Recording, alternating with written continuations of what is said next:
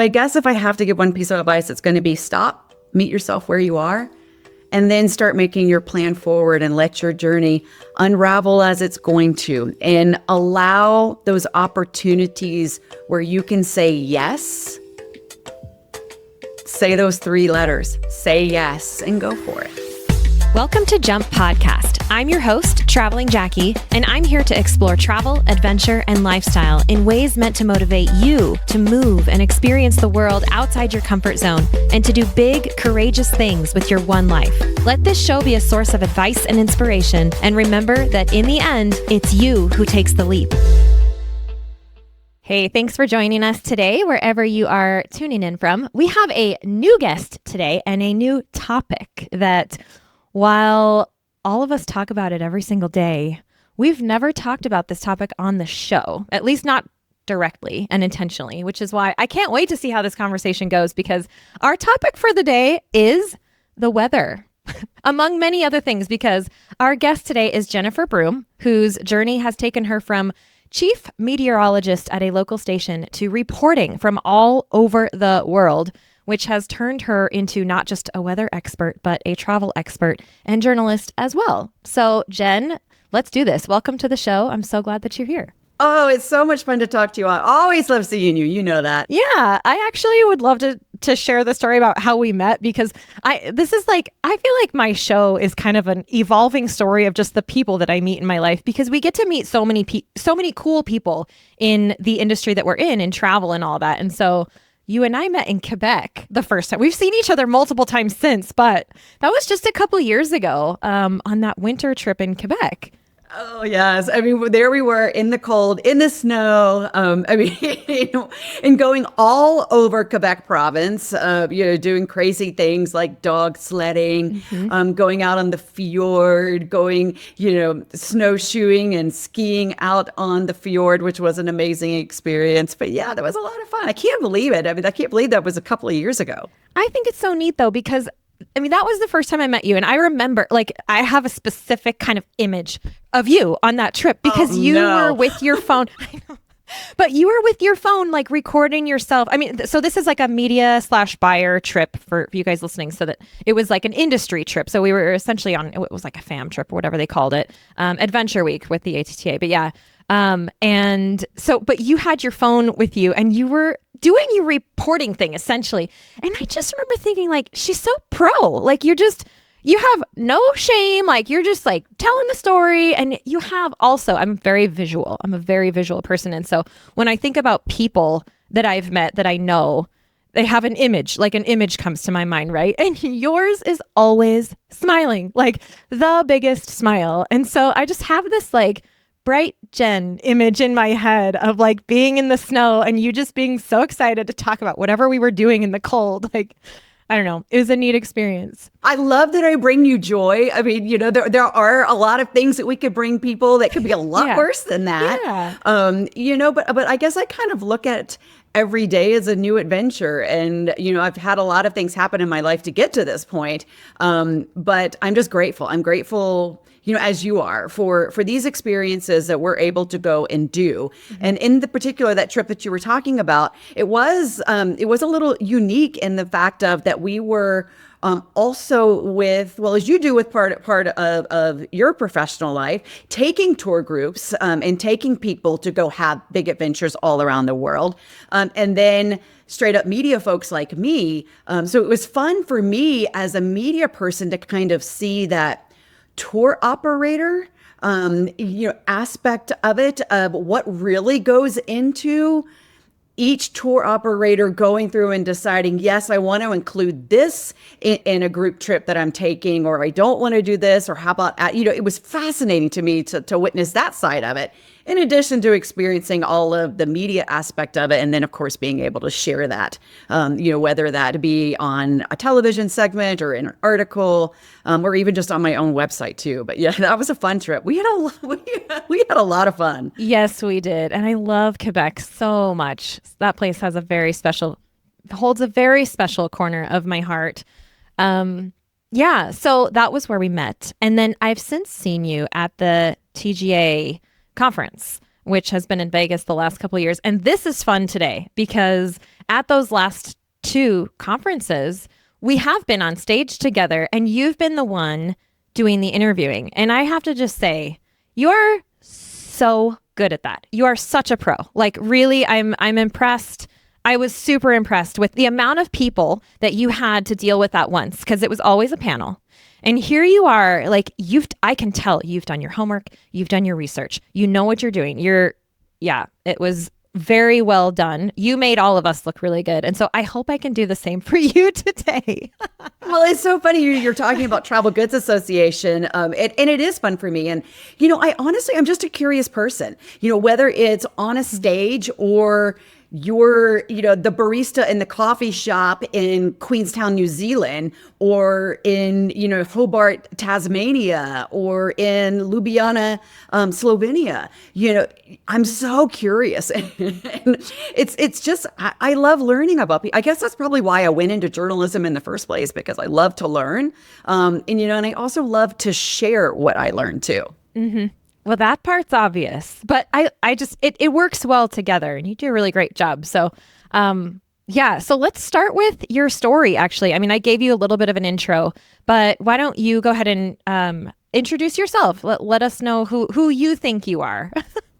Oh gosh, this is so funny because talking about myself is my least favorite topic on the planet, because I feel like everybody else has so much more of an interesting story than myself. But to kind the of stories we tell ourselves, right? I mean, I know. No way. I mean, I know people look at me and they're like, hello, you've been 63 countries, you've been to all 50 states, you're on this crazy quest to go visit all 433 of the National Park Service sites, including the 63 national parks. And, I grew up in Greenville, South Carolina, and I had a dream. And that dream was that I wanted to be on television. And when I was growing up, the people that were on television that I looked up to were people like Jane Pauley, Connie Chung, and then a little bit down the road, Katie Couric. And, I wanted, I wanted to go be the host of the Today Show. Years later, my parents would get the opportunity to thank Jane Pauley in person after she wrote a book and was going on a book tour across the country. And they were just so grateful to have that opportunity to tell someone. I will tell you, when I was young, I actually wrote letters to Jane Pauley and Connie Chung. And both of them wrote me back. Keep in mind, I'm in that age of about 8-9 years old, asking for advice of like, I want to go and do what you're doing. What's the advice you would give? Well, then I wrote both of them again when I was in high school, and they both wrote me back again. And immediately that instilled with me, when you are in a role in a whatever professional career you choose, how important it is when someone who wants to do what you are doing, how important it is, A, to respond, and B, share a couple of pieces of advice. I'll never forget Jane Pauley's advice to me was, read as much as you can. Learn as much about the world as you possibly can. And so then that ends up, for me, transitioning that I graduated from the University of South Carolina, the honors college there, with a degree in journalism. 3 days out of school, I had a job working part-time at the TV station in Columbia, South Carolina. 3 months down the road, I was like, if you're not hiring me full-time, I'm looking for a job. I quickly had a job in Myrtle Beach, South Carolina, doing weather. One of the things and the advice my dad gave me was, because look, the reality is this was 1994 and I was making a salary of $19,000, which now in these days, it's like, how on earth did I ever survive? But I did. But my dad said, ask them to send you back to school to learn meteorology, learn the science behind what you're doing. And my dad also knew I was curious. I'm always curious about cultures and history and astronomy and the weather and the earth and just all of it. I'm just a curious person by nature. And so I said, hey, can you send me back to school? Well, they did.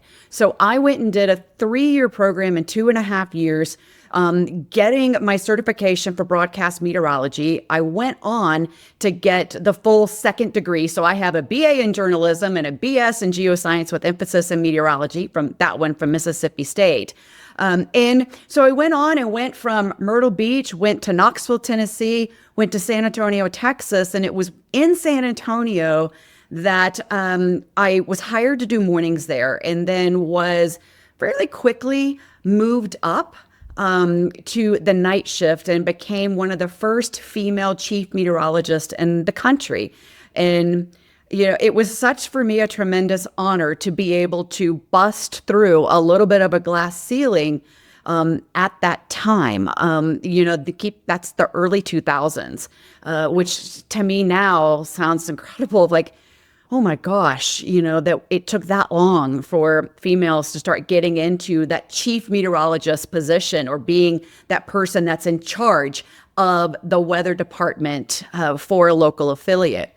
But it also, for me, now that I see so many females, doing weather on television and so inspired about STEM and being so proactive and encouraging younger generations, especially the females, to go after those science careers, those math careers, combine them, whatever it may be, especially in this world that we live in that is changing at such an accelerated rate these days.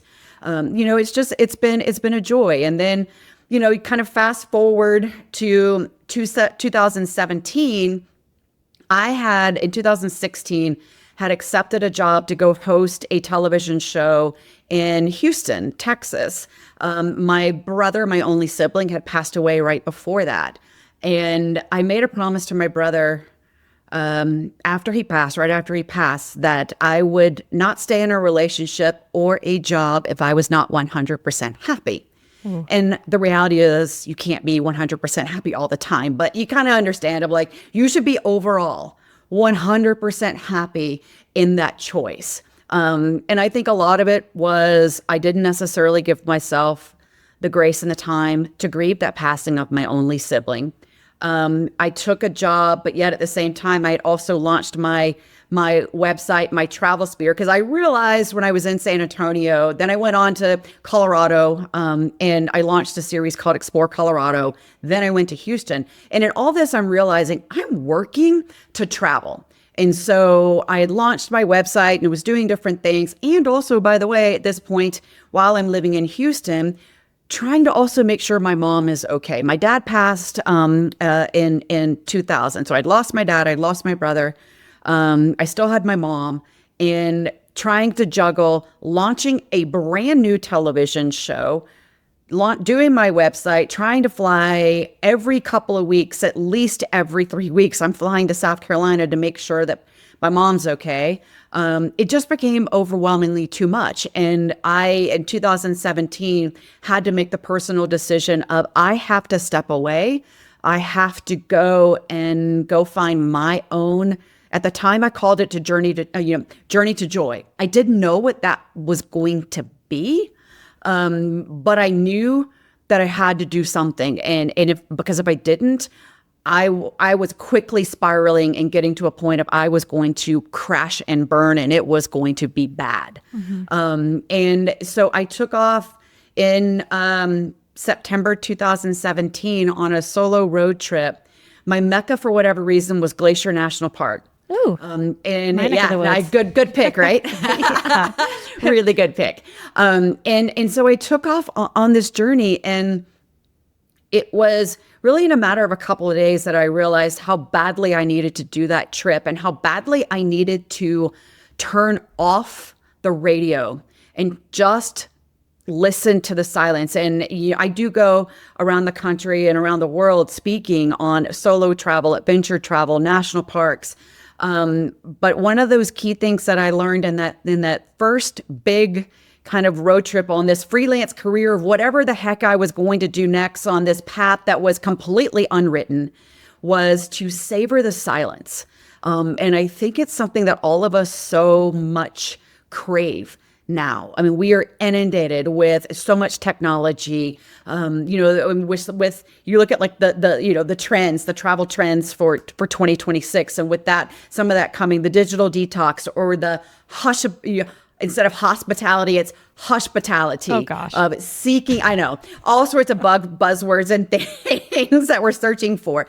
But even going into, the astrotourism or the noctourism, the night sky, that is such a big thing that folks are craving. And I think it's because we are really innately in craving silence and in craving moments that we connect with other people, or reconnect with ourselves, or reconnect with this incredible world around us. And that spans landscapes that we have here on Earth to the incredible millions and millions of stars and planets and everything in the heavens above us.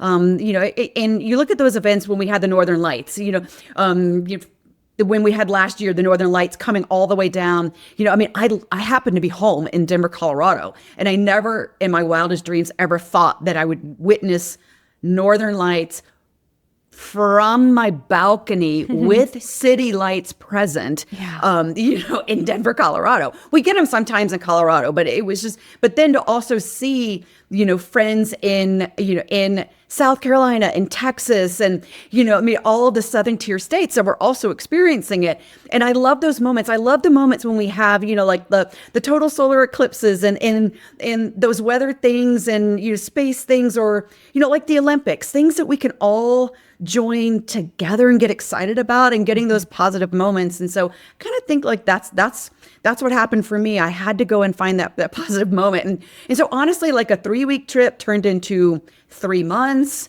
turned into, me going to Europe on, part solo, part with friends. Then it just kept going and kept snowballing. And now I have this crazy life where I'm gone more than I'm home. It's like, it's funny when you get excited to be home for 5 days, but those days are, I've gone, reality is I'm on the road 80 to 85% of the time. I love it. I love going, experiencing the world, and I love sharing it too. Mm-hmm. Oh my goodness. That was such a good story right there. And honestly, I'm like, I have my work cut out for me right now, because there's so many things. I was taking notes. I mean, there's so many things you said in there that I was like, oh, that's so good. Like, that's so good. We could take this in so many directions. I feel like I could talk to you for so long. You are so interesting, first of all, and your story does matter, and it's very interesting. And I'm so happy that you're here sharing it. First of all. Well, thank you for allowing me to do it, because I truly don't talk about myself very much, or my journey, or my path, or, I am actively writing a book, and I got to get it done sooner rather than later, because, I do want to share the lessons. I especially being a woman who's now 53 years old, the 40s were hard, going through just, some personal challenges, and not only things that were happening, in my family life, and losing all of my immediate family, but just, heck, the hormonal changes that go on, and the chaos that happens with that, but also all the fun stories that come along with that too, and dating around the world, and it's like it's time to share the funny stories, and time to share the lessons learned, and I think sometimes, as someone like me, and you might be in the same boat as well, because both of us do travel. We are very much independent women, travel alone, but it's also too, it's like the whole dating aspect. And one of the hardest things to be is to be vulnerable, at least in my world. It's hard to be vulnerable and share those things that are difficult to say, and the conversations to say. So, like in 2026, I was like, I'm dating differently this year. I'm doing it different because nothing's worked in the past. So, so it's like parlaying those moments and allowing people in just a little bit of vulnerability is truly a sign of strength. And so it's a column and area in my life that I'm trying really hard. So, which is why I agreed to do this with you. Let's talk about life. Hit me up. Yeah. What do you want to know? Well, and that's a really cool thing, because in vulnerability is where you find the real connection. I mean, it's telling the honest story that, those people that are listening to us, somebody on the other end of this is going to say, oh, I can relate to that. Hey, I've been there. I'm also a, 53-year-old female who's been through X, Y, and Z, just like this woman, Jen, wow, there's inspiring people out there. We can do this. We're not alone. It is important. And so I love that you're turning a corner with that. And so going back to a couple things that you said, the promise that you made to your brother, and then the shift that you made in around 2017, sounds like, up to that point, it was pretty much weather for you, right? And then you were starting to launch travel things. Okay, that's actually quite recent. Well, I feel like it was like yesterday, but I guess it was almost 10 years ago. Okay. I mean, oh God, that was actually like a decade ago. What happened? Almost, yeah. I mean, it's like where time evaporates when it's so quickly, so fast. Yeah. So, but it was, yeah. So what do you want to know? Hit me. Come on. Yeah. I want to know if you made the change because you weren't feeling the 100%. And I also want to know if where you've gone, which you had no idea where that path was leading, you just said, I need something different. I'm the only one who can make a change around here. So let's do this. And you set off on a new path. And how are you feeling about that journey to joy now, that 100% thing? I mean, I know you said it can't be 100%, but you look and you seem so happy and you seem so successful these days. So what is that looking like for you? Well, okay, so I will tell you that promise I still keep to my brother, and it is something that I do have to remind myself. And it is a very precious promise that I made to him, and probably the most precious promise I've ever made to anyone. I would give it all up for just one more day to spend time with my brother. We were very different people, but just to spend, to spend more time with him, to spend more time with my parents. It is often to me as I travel, I look for those signs. I look for those God winks. I look to notice and see, are my parents and my brother with me? Where are they? And they are. And like with my brother, he was working for Michelin tires and was actually working in other parts of the world outside of the United States. One of those places that he truly loved happened to be Ireland. And every time I go somewhere, I swear on the planet, everywhere I go, there is an Irish pub in every city. Somehow. They got around. Yes.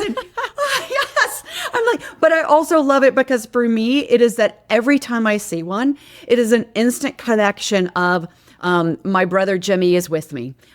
His birthday was December 19th. His birthday. So wherever I am in the world, I don't normally drink beer, but I do on December 19th. I drink at least one because he loved beer. I love that. And I happen to be in Hobart, Tasmania, Australia. And to go into an Irish pub, and there's immediate comfort.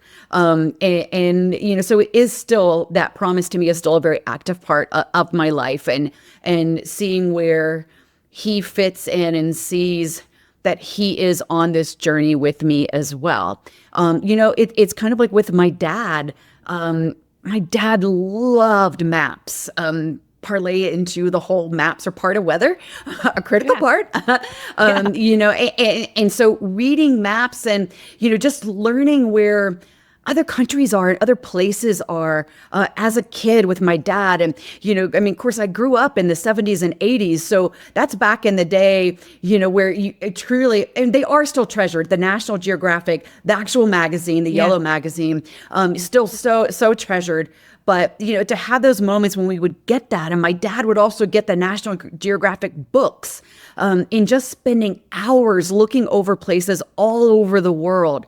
When I had the opportunity to go and do Machu Picchu, and to do Machu Picchu on the first ever all-female trek on the Salcantay Trail, was a unique experience. Well, I was also on that doing a live shot for the Weather Channel from Machu Picchu. Yeah.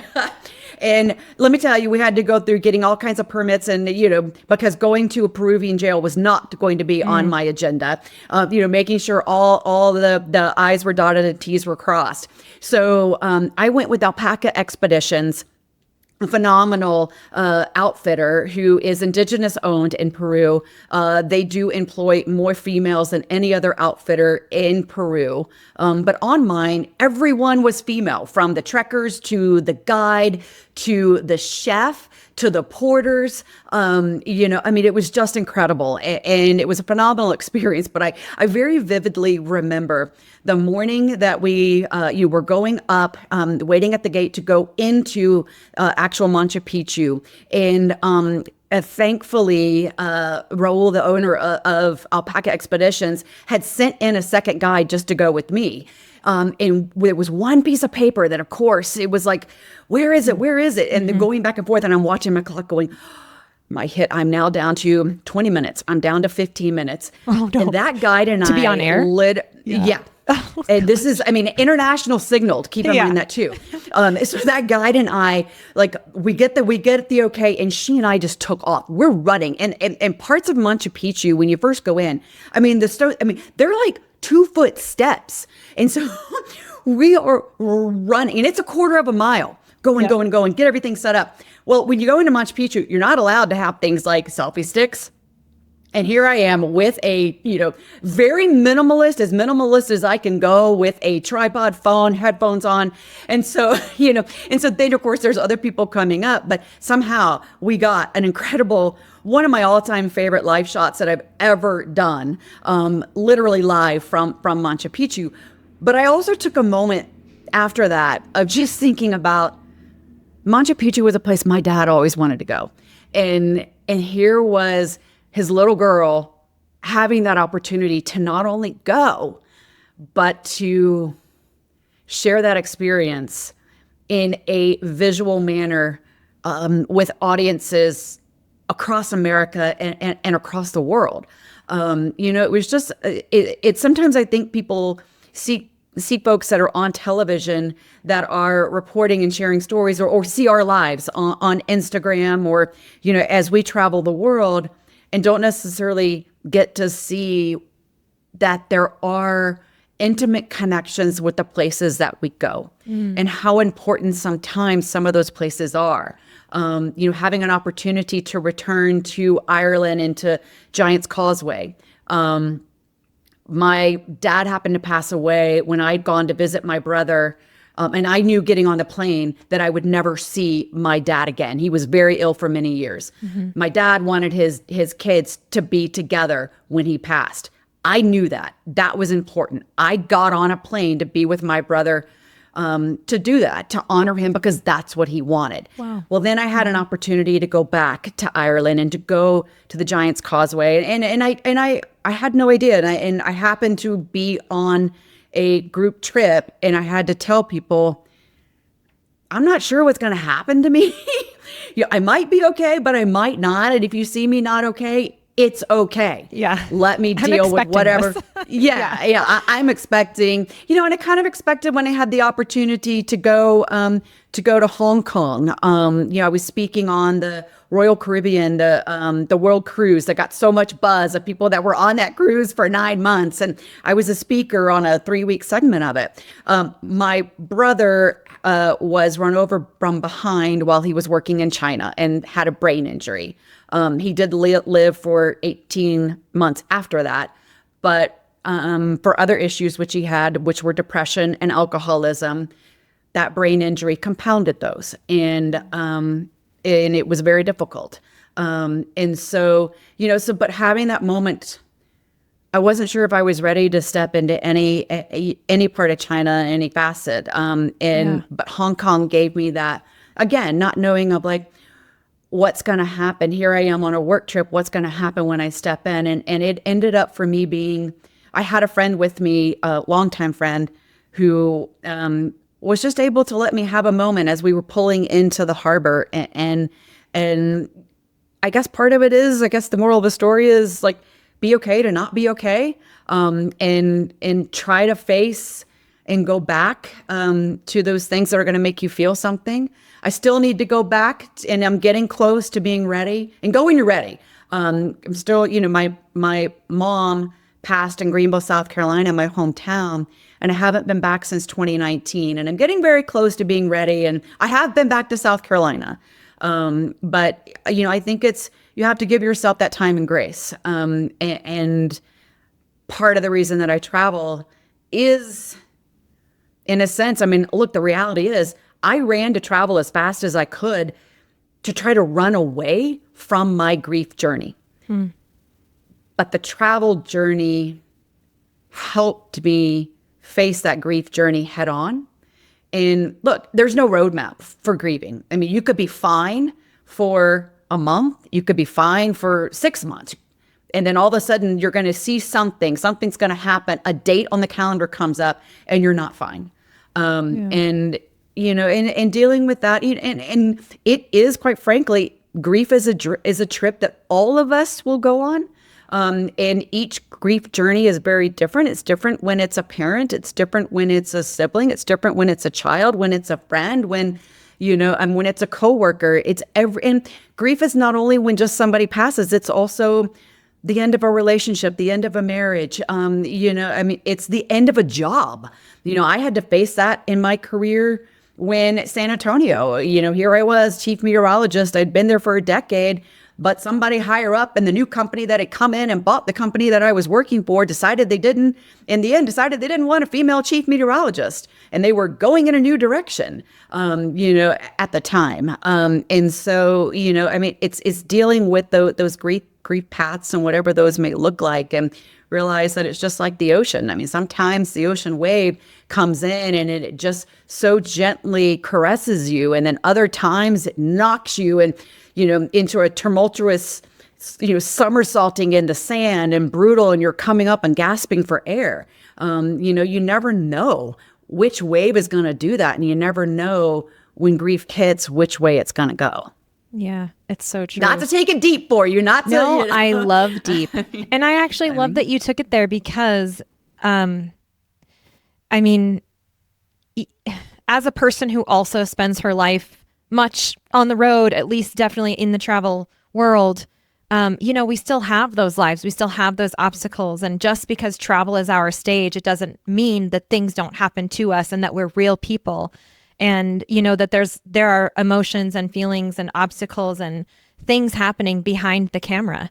And I love that you brought that up, because I also think that travel, you said that you turned to travel initially to kind of run away, to distract yourself, whatever. And I think that's a worthy thing. Sometimes you need to find a distraction. You need to find a new path, and if travel can be that path, great. But what I think, I also truly believe about travel is that it is a fast track to self-discovery. And so you learn what you're made of when you're on the road. And if you take yourself on that road, post something traumatic, which I have done before, oh, wow. That is a brand new grounds for building a new foundation and everything. And you really get to get down to it and figure out what you want to put that new foundation together with, because out there on the road, you're with yourself.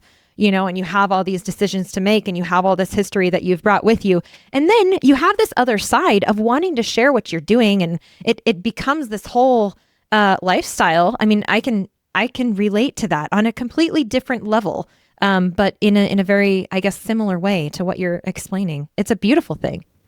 Well, and I also feel like in so many ways, it's kind of like the weather, and you go through and you travel, and not every day is going to be a beautiful sunny day. As you and I both have experienced, and we both do a ton of outdoor stuff.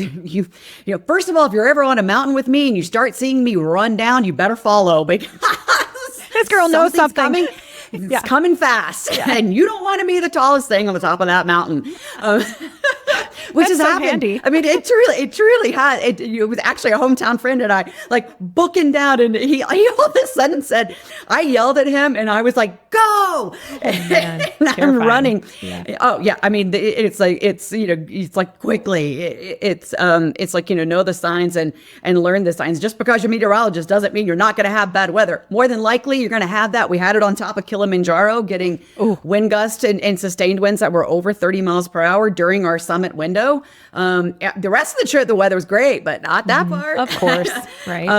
But there's so much of it that when I travel, and I'm such a proponent of being prepared in whatever form or fashion. And I honestly think it comes from doing so many years of being that person that people look to on the television screen when the bad weather hit. Because I when I was chief meteorologist and even, in Denver, when I decided to come to Denver to do a morning show and then opening up this door of developing out a weekly segment called Explore Colorado and, then taking that and going even further into 30-minute specials and really just taking it all. I was like, you have to be prepared. And I follow my own advice, and so, like my packing jobs, I always have, there's always a puffy jacket. Doesn't matter if I'm going to the tropics. There is always a puffy jacket, at least in my backpack. Same. I mean, it's just, you just never know. Be as prepared as you can. Yeah. Yeah. And it's also too, for me, it's also like thinking about making sure that you're prepared. None of us want to think about when we travel, especially when you travel solo and you go to, and it's not just remote places in the world that are impacted by severe weather, natural disasters, civil unrest, things that you might need to be evacuated for whatever reason.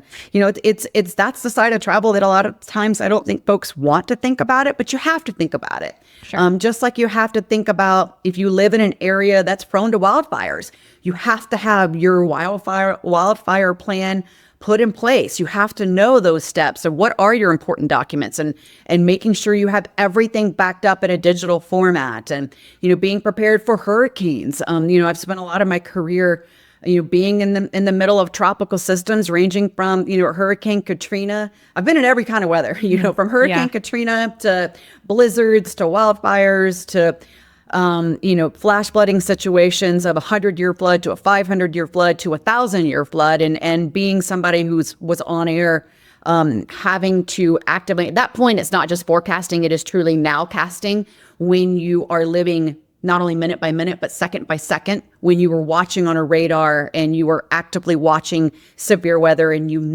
that it is not only destroying property, but it is potentially taking lives. And that's hard. It's hard when you're in that situation. But it's also too, I think, has helped me parlay to be as prepared as I can and travel and then have that opportunity to share that of how important it is to do your pre-trip prep and to be ready for, the skies aren't always going to be blue. And most of the time, when you're traveling, it's not. You're going to be dealing with some kind of weather. Yeah. You, reminded me of a quote. I mean, I think all of this is actually like we have just kind of done over the last half hour. All of this is a really kind of cool metaphor also for life. And you've reminded me of a quote that I love that kind of makes me feel calm sometimes, but it's, you are the sky and everything else, it's just the weather. Have you heard that? Oh, no, I have to, I'm writing that down when we're done. I wish I could remember who said it, but if you look it up, you can find it. But I love that though, because I mean, how true and how appropriate for this conversation to think like, we can prepare as much as we can, but life happens, emotions happen, like grief happens, all these things, they happen and you get through and you overcome and you lean on each other and you continue your journey to joy as best as you can. And that's all that we can really do, right? Yeah. And it's kind of funny because it's like when I'm on a road trip, and some friends that have gone with me on road trips, at first they start to laugh because I like to stop and see everything, because it's kind of, for me, it's a what if I never drive down this road again? I love to take the dirt road. I love to take the scenic route. So because those opportunities, might not come again.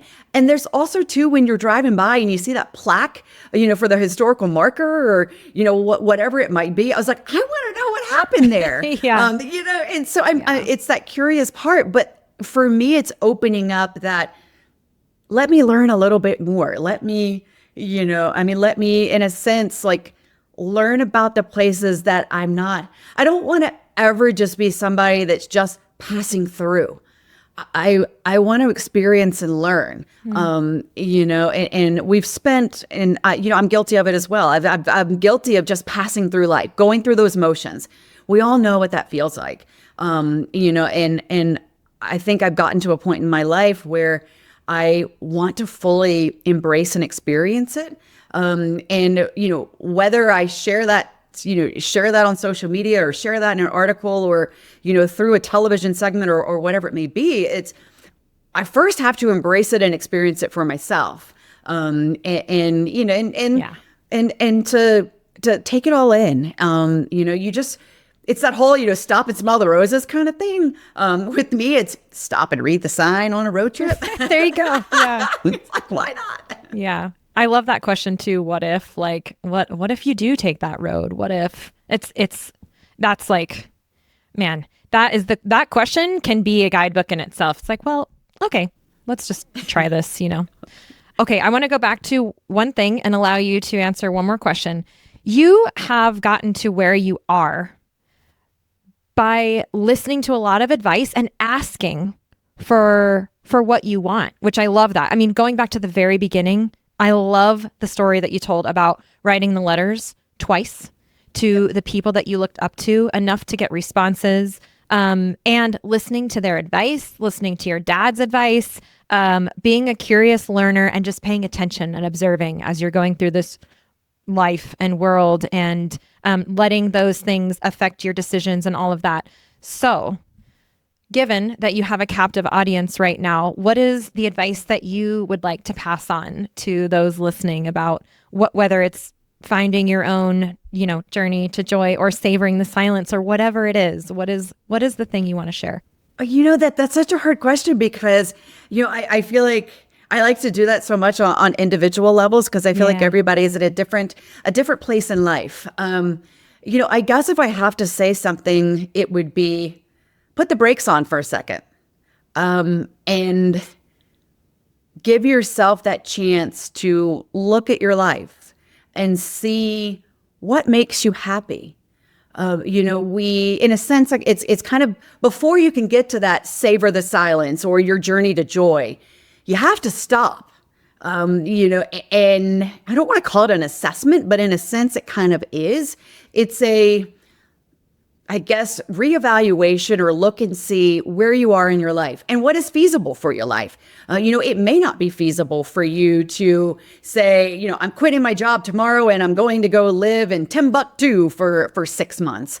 But it's kind of just stop for a second and see where you are. Meet yourself where you are first, and then start taking it one step at a time. There is a saying of the only way to climb a mountain is putting one foot in front of the other.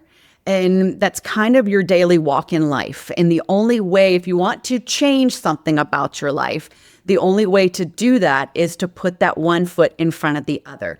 We all get up in the morning and it is a choice to be happy or be mad as heck at the world. That's a choice. And by making that choice, you are setting yourself on a course as to how your day is going to play out, how your week is going to play out, how your month, your year, your life is going to play out. So I guess if I have to give one piece of advice, it's going to be stop, meet yourself where you are, and then start making your plan forward and let your journey unravel as it's going to, and allow those opportunities where you can say yes. Say those 3 letters, say yes, and go for it. Yeah. I love that. I really do love that because I've been there and I've done that, and it's powerful because the person making that decision is you and the person living your life is you. So I love that. I think that's really good advice. Thank you for sharing that. All right. If people would like to follow your crazy journey, Where can they follow you? Where can they find your projects? Give it all to us. We'll put it all in the show notes too. Yeah. Well, first of all, I think one of the easiest spots is going to be Instagram, and that is Jennifer Broome Travel. So it's Broome, like you sweep with an E on the end, or like Broome, Australia, which is still on my bucket list to get to. I'm going to get there one day because I want a pearl from there. I know. But yeah, you can find me there. You can find me on my website, which is swept-away-today.com. And yeah, hit me up. I mean, if it's something that somebody sometimes just needs to reach out and say, hey, I've been in a grief journey too. And I love hearing I love hearing other people's stories and being able to help in the ways that we can and share the love and journey the world. So generous of you. Thank you. Thank you so much for coming and sharing so much of yourself. I know you don't like to talk about yourself, but you did fabulous. Honestly, this was wonderful. I really appreciate you. Thanks so much, Jen. You're welcome. It's always great to talk to you.